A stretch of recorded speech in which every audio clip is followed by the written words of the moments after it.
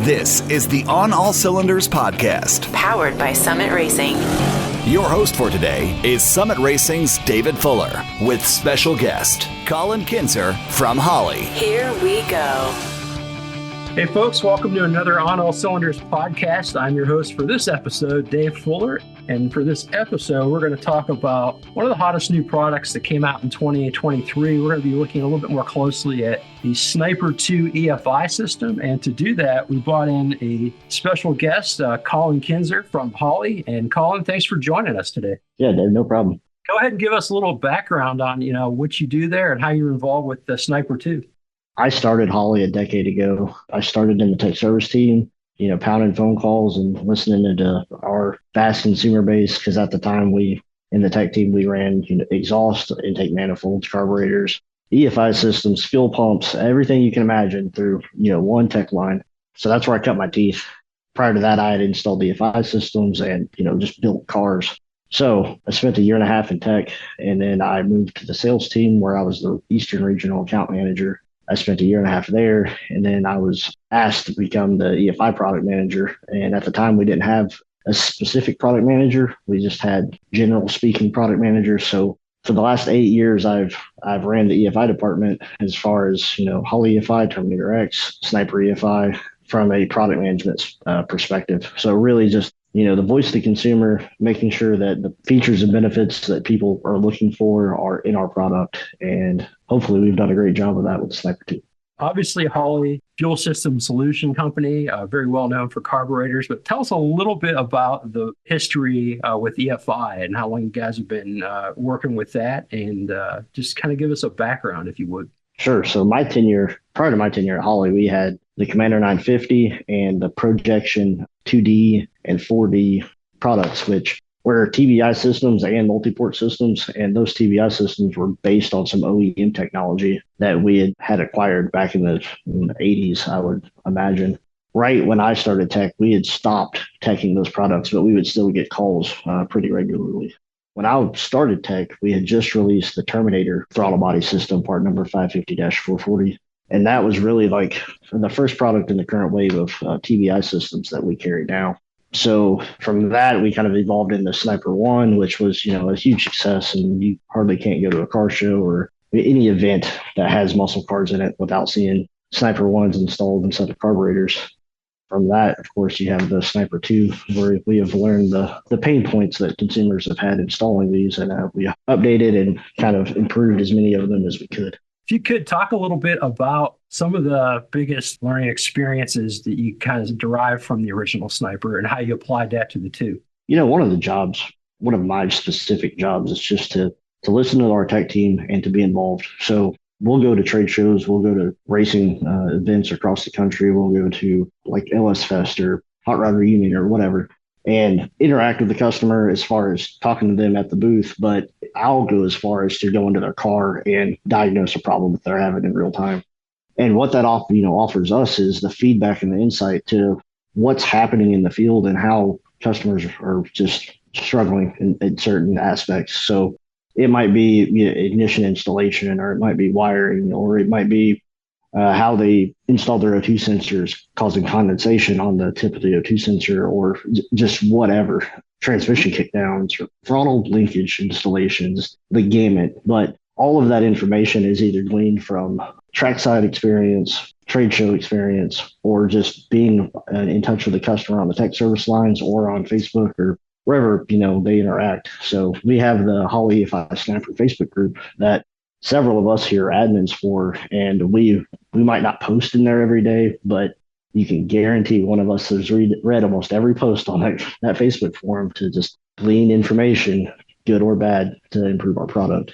I know just based on some of that feedback you've gotten, you guys added some upgrades, I guess I would say, upgraded features over the original. So if you would just kind of talk about some of those and, kind of the problems that they address. Sure. So we'll start from the ground up, more or less. Sniper 2 was just redesigned. If you compare it side by side with the Sniper 1, other than it, of course, being a 4-barrel throttle body, 4150 flange EFI system, it looks completely different aesthetically.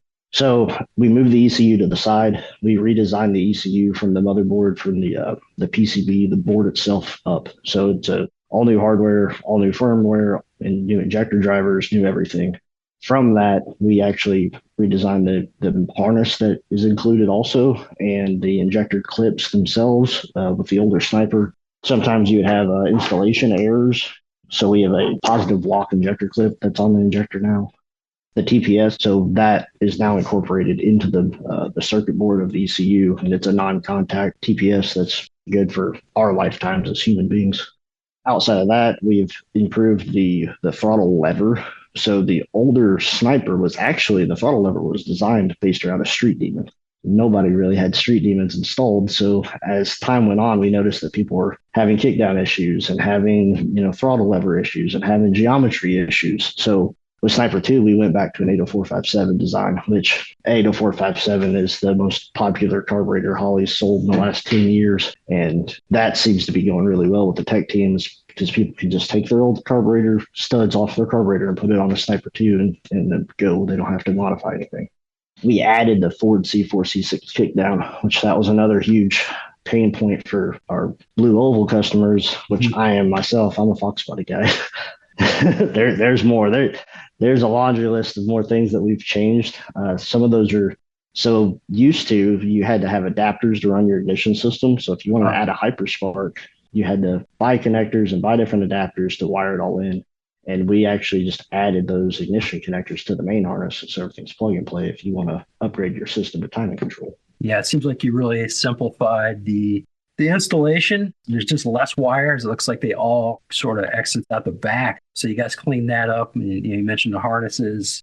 I did want to ask a little bit about the motherboard. You mentioned that. I think you guys relocated that as well, right? So on a Sniper 1, it's up front and center. And on a Ford application, your distributor's in the front. So you're around a lot of noise. It's not necessarily a fault of anything. In some installations, it runs great. And on my personal Fox Body, I had beta tester prototype tests, almost all of our Sniper 1s back in the day. But moving the ECU to the side can pose some benefits. It's just getting the electronics as far away as possible, with it being, a self-contained ECU on the product itself. So that's part of that design, thought and why we relocated it. And I noticed too, you've added an internal fuel crossover. That's another thing that kind of stood out to me. Sure. So just cleaning up the appearance, it's cast into the cavity now, and there's O-rings that are on each fuel bowl cover, so to speak. They're just injector covers, but to mimic the carburetor design, it looks like it's your old fuel bowl cover. But yeah, so the fuel crossover is cast in, which that just prevents leak points. On each fitting, you're going to have multiple leak points, and then in the hose itself and the clamps and themselves. So just reducing complexity and ultimately cost. All of that adds cost to the product, and our goal was to try to pull the cost out for the consumer to reap the rewards. So what's the response been thus far? You mentioned you have the Facebook groups and stuff like that. I would imagine pretty positive, but also, are you seeing some common questions or maybe mistakes that people might be making during the installation, or what have you been able to glean from that? More or less, when we were launched July, sounds right. I was reading our tech service call log every single day to see just what was happening, how our consumers were responding, what installation problems there were, and then it's my responsibility and one of our engineers, the lead, his responsibility to make sure the instructions are on point. And that was one of the big takeaways is what we were getting from tech service was very minimal as far as problems and maximum as far as just, will it fit this? Or when is, XYZ product going to be out for it? Because in tandem with the Sniper, we launched not wireless, but the Bluetooth app and the PDM. So the app isn't out yet, and it will be soon, but the PDM is out. PDM is a power distribution module. Sorry for using the acronym. But as far as installation problems, we really haven't had any negative feedback. So that it's been great. Yeah, you mentioned the PDM. That's basically another basic way to simplify the installation, right? I mean, it's a block that allows you to manage kind of hooking up your accessories. Yeah, so the PDM is, for lack of a better term, just a component to eliminate any of the faults that would have been in your factory hardware. So wiring to your factory's 1964 fuse panel or whatever your vehicle is isn't really the best thing to do. And everybody kind of knows that. But that is a step that we try to take to remove complexity from A, the installation, but B, our tech service team is if we gave the consumer just a bulletproof platform to wire their Sniper to. And what will it'll wire the Sniper, or you can wire the Sniper to it, but you can also wire your fans, your electric fuel pump, and your ignition box all to one, source of power and ground to just eliminate all the need to wire extra relays and run the extra switch 12 volts and all of that. So the PDM has been a huge success. My time at PRI, I probably talked to 30 people about the PDM because they have just never really used a product like that before. So it's been great so far, and we're looking forward to just keeping the innovation up and releasing products like that. Yeah, I know you guys are continually kind of adding to the mix here to work with the system. And, when you guys released this, you talked a little bit, obviously the Sniper to itself was the big news, but you guys created what you guys are calling kind of an ecosystem for this whole system to work its best. Can you talk a little bit about, what that ecosystem is and why it's important to maybe consider some of the additional products that would go along with the Sniper 2?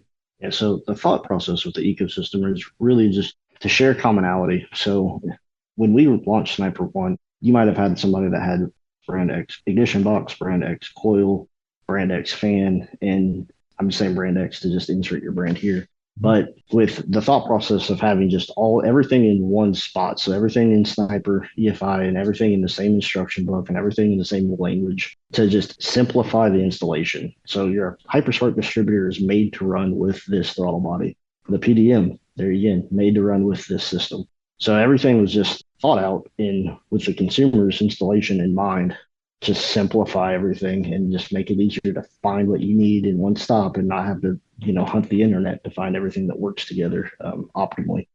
Some of us are great at specking combos out, and some of us has part numbers off the top of their head, but other people just hunt the internet and hunt forums, and sometimes you get mixed results with that. Right now. And, this kind of touches on a point that when you're converting to an EFI system, aftermarket EFI, it's not just about the system itself. It's about the parts that work with it. Right. So if you would just touch on, if I'm getting ready to do my first EFI conversion and, I'm going to use a Sniper 2, what are some of the other considerations I should be looking at? Obviously, there's fuel system. You mentioned a HyperSpark. Maybe kind of touch on the advantages of the HyperSpark line to go with your system. But, what are just some of the things, fuel tanks, fuel pumps, all that stuff? What should I consider? The base master kit will come with an on-the-rail fuel pump, which is great if you don't want to drop your tank to install a new pump in the tank, or if you have a brand new tank and you don't want to do anything back there, the pump's great. But in my experience, and what I almost always recommend is to buy a new tank when you're putting a $2,000 plus entire Sniper system on your engine. Old tanks are just notorious for having bad particulate in it, gum, rust, whatever. And as soon as that gets to an injector, you're going to have a bad time. So the tank's the first little insurance policy, and in my opinion, and in the tank pump is always going to run cooler and quieter for the most part, unless you have cavitation in your pump, which everybody knows that bad pump's bad pump. So that's the first place to start. Is I always recommend upgrading to a brand new fuel tank and with a pump that's in the tank, so no problems back there. As far as the ignition system goes, so HyperSpark is a Hall effect based ignition input. So it removes the magnetic part of the distributor out, and it allows the ECU to have full timing control. Now you can still do timing control with a mag pickup distributor, but the Hall effect's just cleaner, the resolution's higher, and the signal's better. Also, it's plug and play with the main harness now, so you don't have to wire in any adapters like I was saying earlier. What that'll give you is the ability to build a timing curve either in your handheld, on the app, or in the software, which is free to download, and allow you to map out how you want your timing curve to look. And you can also data log that, drive it down the road and see how it performed, and then come back and tune if you want through the free software or through your handheld or whatever the interface that you chose when you purchased your Sniper 2. Obviously, you've got, return versus returnless style systems. What does this work with best? And can you talk a little bit about that? I almost always recommend a return fuel system. And it's just, it keeps your pump happy. It keeps the pump cool, and circulating fuel is always the best. Returnless is great for lower horsepower applications. we don't usually recommend a deadheaded or a returnless style fuel system unless somebody's making, less than 350 or 400 horsepower, which is pretty common. And I'm not knocking on those guys at all. One thing that you will see usually with the returnless fuel system is there's some more noise in the system, in my experience. Sometimes there's not, depending on where the regulator's mounted or where the returnless style regulator's mounted. Sometimes they're in the tank. Sometimes it's like that Corvette filter regulator on the frame rail, and those can sometimes be noisy. So it just depends on what product you purchased to do the returnless system. Regulators, you mentioned, is that something that's included, or is that the master kit? Sorry for cutting you off there. The master kit comes with a regulator. This is much like the Sniper 1, runs at 58 to 60 PSI is what you need to see at the throttle body as far as fuel pressure goes. The regulator is not built into the unit anymore. It's just a choice we made to clean up the design and also to add some serviceability to it. It's easy to find that old style regulator, and everybody has them. So the regulator we had, it was getting hard to come by, and in the field, they're not the easiest to service. Obviously a very important consideration and when buying and upgrading to this. New fuel systems kind of like the backbone. I would always recommend just upgrading your fuel system as much as possible for A, longevity, but B, upgradability in the future. It's one of the few places that I almost always recommend to just go a little overkill. You're rarely going to regret that. Yeah, you mentioned the Bluetooth that's going to be coming out, but you guys there's a couple options as far as the screens that come with the kit now, right? There's a 3.5 and a 5, is that right? So the 5-inch will be released soon. Okay. We had it on display at PRI and at SEMA. Essentially, we have that 5-inch that was initially released for Sniper 1, and then we upgraded it to be compatible with everything in the Holley ecosystem. So you can run that same 553-200 part number for your Sniper 1, your Terminator X, or your Holley EFI ECU now. So one thing that's different on the Sniper 2 is that we changed the can connector to a twist lock mil-spec style can connector. It's a M8 instead of the old Mizu connector, which is really prone to breaking in the wrong time, and they were difficult to disconnect. And if you got your laptop caught in it and you stepped out of your car, you would jerk the thing apart. So this newer can connector is vastly more robust. But in doing that, we had to change the can connector on the dash too. So as part of that, we're about to release that 553-200X is the part number for the handheld that will be compatible with Sniper 2. And the 5-inch is just an amazing little piece of technology. For the price point, you get a GPS satellite speedometer, and then all of the sensor readings that are in the ECU as far as air fuel ratio, coolant temp, whatever you want to think of, is all displayed on the 5-inch dash. And then we'll have the wireless Bluetooth module that will allow you to do all that in your phone. As part of the beta team and the alpha team, of course, it's amazing to have that technology at your fingertips and more or less just be able to watch your engine run on your cell phone. Well, speaking of the tuning part of it is obviously a self-tuning unit. So just in basic terms, explain what that means to people. You can run through the wizard in the handheld and build a calibration. So what that's going to consist of is the handheld that comes with your kit, be it the 3.5 for now, or the 5-inch in the future, or the Bluetooth app in the further future. All of these have our wizard built into them, and it'll ask you engine cubic inch. It'll ask you your timing at wide open throttle, your timing at idle, your timing at cruise, target air fuel ratio, and it's going to build a base calibration for your engine. Now, if something is a normal vacuum, so it's not a race camshaft and it has 8 or 9 inches of vacuum or more at idle, normally that base wizard is actually pretty spot on, and you don't have to ever open a wizard or open any sort of tuning interface. For guys that have a more aggressive cam, because you want the thump, we get it. You can go into the software for free and just add fuel, take fuel away, add timing, take timing away if you have timing control, and fine tune the system. But the Sniper software is on the web on Holley.com, and like I said, it's a free download. You can pull the SD card out of your handheld, pop it into your laptop, and make some tuning adjustments without any cost.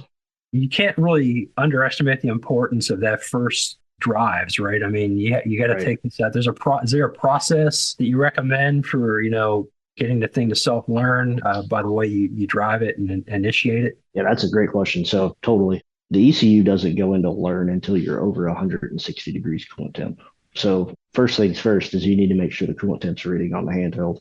If you get across that boundary, which sometimes you'll have it in a spot that's cold, or sometimes you'll forget to hook it up because it's a small little 2-wire connector. So once you get the engine up to 160, you don't have any exhaust leaks, which are a huge call. False leans or false rich inputs from an exhaust leak at the O2 sensor is a huge problem. So if you don't have any exhaust leaks, if your coolant temp's good, if you don't have any fuel leaks, you're not going to catch this thing on fire. Just go out for a leisurely cruise around the driveway or around your neighborhood. So what the handheld will show you is it's called closed loop and learn. And those compensation percentages are normally in the range of, let's say, 3 to 12. And if you find on your first drive that one of those limits is huge, so 60 or 70%, then you probably have an issue, be it fuel pressure or be it exhaust leak. Something's causing that to just have a egregious number that it's trying to add or pull fuel away from. And that's a great time to just stop, diagnose what's going on, rerun the wizard so you're starting back from scratch, and then go out for another drive. One thing to note about the learn percentage is that it is a value of what kind of fuel it's taking away from your base fuel map. So you're never going to get to 100%. It's not a 100% is done type of deal. That means it's adding 100% fuel and you've got a big problem. Right. Now, as far as start off sort of slow and then, give it a little extra acceleration as you go, you work up to that. I mean, how personally, I kind of make 1 or 2 test laps, so to speak, and then I find a nice safe environment to make a wide open throttle rip. But that's just me. But generally speaking, the ECU, it's going to learn your fuel needs or demands as fast as the engine's turning. So find out what your rev limiter is and let's get there. Well, speaking of spirited driving, this takes me a little bit back toward the beginning of the episode here when we were talking about the features, the throttle blade placement. You guys made some adjustments to that too, correct? Yeah, definitely. So one of the changes is to move the throttle plate above the throttle shaft. And what that does is it breaks the vacuum signal up on the bottom of the plate. Since the surface area is decreased, your crispness is there, and also that sticky feeling that you'll get on some throttle bodies is lessened because there's just less vacuum pulling on the base of the plate. So that's a great point to bring up. And we definitely did redesign that. I loved it on every car I've driven, 64 Mustang, Fox body, various small block and big block Chevrolet based vehicles that we have in development. And so far, so good. Okay. So the big question, the biggest challenges, would you say, to the installation, if I'm somebody that's kind of on the fence, not sure if I want to do this work and go through the process, what are the biggest challenges that you would say come along, and how, maybe people can make a decision based off of this? With the tech service background comes the calls and knowing what the pain points have been traditionally. The number one thing is switch 12 volt. The PDM answers that, of course, but you still have to get a clean switch 12 volt signal to the product, just regardless of anybody's EFI or any ignition product. So get a good voltometer and just make sure that your switch 12 volt is hot while the key's on, but also has good amperage. So sometimes you'll have a low amp 12 volt signal that will cause a lot of problems. So it's just the switch 12 volt, the ignition key, or the toggle switch, or however it is. That's the number one place to start diagnosing and to just validate that you have a good source. And we have a little tutorial in our Sniper installation videos that go over that. From there, it's wideband placement. Make sure that you have a nice place after the merge if you have a long tube or however your exhaust is set up that is not going to leak. Once you have that cleared up, fuel system. So as we were talking about earlier in the episode, your fuel system is the background of what's going on, with the throttle body. Making sure your pickup's clean, making sure that, you have good fuel pressure, making sure your filters are clean if you reuse your filters, or even making sure that the hoses are kinked. I've seen installations, even personal ones, where I've jacked the car up and pinched a fuel line or pinched an AN line or just whatever. I always go over vehicles with a fine-tooth comb and that kind of thing before I start it. And that's just to prevent headaches when I do start it and start chasing my tail. So fuel system, switch 12 volt, and then the wideband for your O2 leaks. And that's normally 80%. You're going to get through 80% if you have all those things crossed off and no issues. Now, you guys offer ClampOn sensors, correct? So the ClampOn oxygen sensor, I actually have our first prototype one sitting at my desk. Honestly, that product is amazing if you match the tube size correctly. So we sell it in, a 3 1/4, 3 1/2, various tube diameters. So as long as your tube diameter is matched up, it's great. A little known fact about those is they're weldable. So I mean, it's a cast steel product. You can weld it, assuming that your exhaust system's steel. You can weld that plate to the exhaust. Just remove the gasket, and you can burn the bead in. I like them. I think they simplify things. You can always just weld the old style bung in, and that's great too. But as long as you have the correct size tube, those clamp-on style exhaust system, sensor straps work great. You mentioned again wideband sensor, fuel system components, and then you started to touch on just kind of, I guess, prepping the vehicle for the installation. Making sure your filters are not clogged, whatever. I'd imagine even checking your spark plugs, maybe. Yeah, if your vehicle and the engine itself had spark plugs in it from your carburetor installation or the plug wires themselves, that's another place for cheap insurance. If you can put a set of plugs in most engines for under $20, and you can find a set of plug wires for under 100 that are going to be solid for this product. Of course, we have the MSD spark plug wires, which run great. I run them on all my vehicles. But that's another great point. Just making sure you're not chasing bad with good. So think of your engine as the foundation. And if you had some bad lumber in there with the spark plugs, that's going to be a problem in the long run. What about intake recommendations, dual plane, single plane, and then cam compatibility? I believe from what I've seen on the setup wizard, you've got, I think it's more of a mild street setting on the cams, a street strip, and then a competition, I think. Correct me if I'm wrong, but what do you need to know about, your cam profiles and choosing an intake as well? So intake manifolds, we have seen some feedback in the past where, if it was a dual plane with the runner in the middle, that there was just poor distribution on some TBI installations. You're never going to get away from that. You can put a spacer in there or mill out that divider if you want. An open plenum single plane is usually the best thing for installations, just for distribution purposes. As far as back to what I was talking about with tuning, anything under 7 inches of vacuum, and I think of inches of vacuum just from the carburetor days, it's just an easy thing to remember, and you can put a vacuum gauge on it and look and kind of check what your engine vacuum is. If you're under 6-7 inches of vacuum, usually you're going to need to go in and throw some fuel in it with a laptop or with a handheld. You can add some fuel with a handheld too. Anything over that, and you're almost always good to go on the tune-up that the Wizard's going to build. So yeah, there are actually I think there's 3 different cam selections in the Wizard now, but I think of engine vacuum, and especially if it's coming from somebody that's installed a carburetor and they already know what the engine is, how it runs. If you're under 7, you might need to throw a laptop on it. So that's the delineation point. Under 7. Otherwise, the settings that are kind of pre-installed will cover your needs. Yeah, and that's just coming from there again days in tech and in the field. Normally, that's kind of what I've seen to be the cutoff point. And when I say 7, normally what that means is if you're in gear and with an automatic, that's how many inches of vacuum you have with some load on the engine. Idle, it might run fine, but you might kick it down in the drive and it might bog. So going in, you can data log it with the handheld, or you can data log it with the software. Just look at what the engine's doing in the software. You can throw some fuel at it or take some away to see how it responds to the situation. Okay, so the system is basically, what's the power operating range is up to 650 horsepower, right? Yep. What about, use with power adders, things like that? So the Sniper 2 doesn't have boost control, but it does have timing retard. So if you have a timing control system, so if you have a Hyperspark installed or magnet distributor that's set up correctly, you can pull timing out per PSI. And that's great if you have something that's 8 to 10 pounds of boost. I wouldn't recommend anything that's 14 or more, or something that's going to make over 600 horsepower boosted.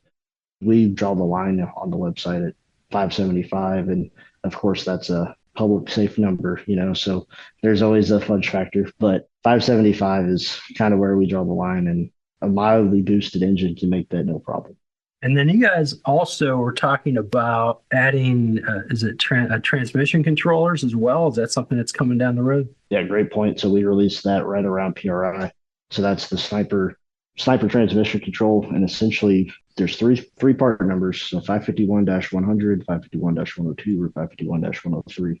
And what those three part numbers do is they give you trans control with your Sniper 1, if you currently have that set up. The 551-102 is trans control for carburetor, and 551-103 is plug and play trans control for Sniper 2.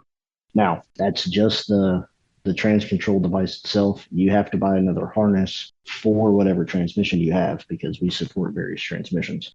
But all that can be found on, Summit's website, Holley.com, and also in the instruction manual itself. I have to say, too, you guys kind of knocked it out of the park with the videos, I think, and some of the information available on your site. I think you guys have done a really nice job with that. So kudos to you. That's not kudos to me, but I appreciate it.